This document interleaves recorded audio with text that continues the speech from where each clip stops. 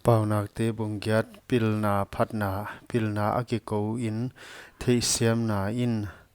a o aswa keimo lampi a mun sangte tung a lampi te kisut na a a ading a kongpi te biang a khopi lut na a kong khak te apai lut na a nak pi in akiko hi no te o mi te kasam huan ka o mi te tapa kyang a hi ono mi mol te kiven siam na thei siam un no mi hai te lungtang thei siam nei un za un thil hoi pen te gen ding ka hinga la huan kamuk te honna thil dik te a hi ding hi ka kam in thutak gen ding a hinga la gir lo na kamuk a ding in aki huai hi ka kam a thu te teng diktat na a om huai te a bangma diklo a om ke hi a thei siam kwa pe a ding in aki chian a thei siam na mu amau te a ding in adikhi ka thil hi na ka hil na sang un la dangka hilo in dangka eng hoi pen sang in thei na ruby suang sang in pilna a hoi zo hi huan de huai thil te ting teng huai to te pi thei a hi ke u ke pilna kiven siam na to ka teng khom a thei na le thei kang na kamu hi topa ki tak a gilo huat ding a hi kisak thei na le ki ot sak na gilo lampi a kam hoi lo ka hua hi thupa ke a hi thei na hoi thei siam na le hat na ka nei hi ke ziak in kumpi pa ten vai a homwa lalten dikna thu apia u ke ziak in lalten vai a homwa million te le a vai hom te teng teng in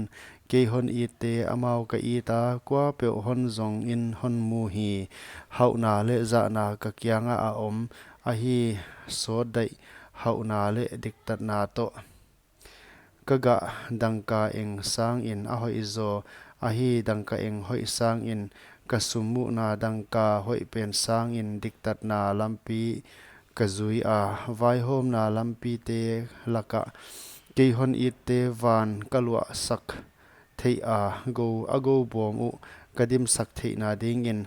topan alampi akipatung in a hon nei a nidang a thil hi te ma in tang to na kipan atung a kipan le atung a kipan le lei om ma a kipan koi kip ka hi thuk na te a om lo lai in la khiat in ka oma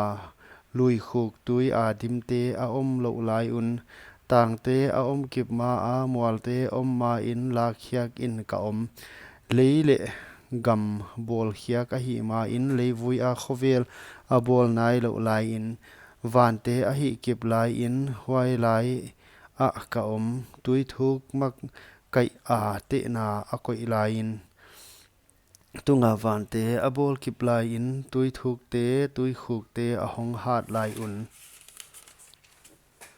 tui pi kyang a agi a piak lai in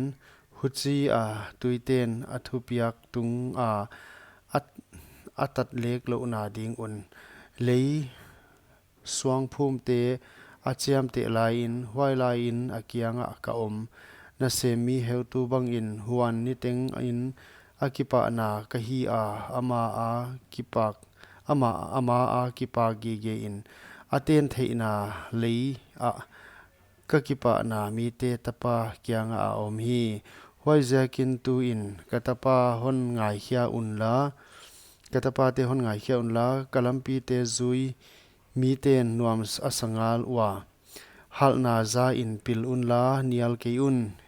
mi ke hon za in nuam asa hi nitenga ka kong pi le ka kong khak huam te angakin kwa pe hon mu in hin na amu a topa de sang na tang ding a hi u hi hima le kwa pe katunga thil hi khial in ama kha a hi dik ke hi ke hon hoten si na a it u hi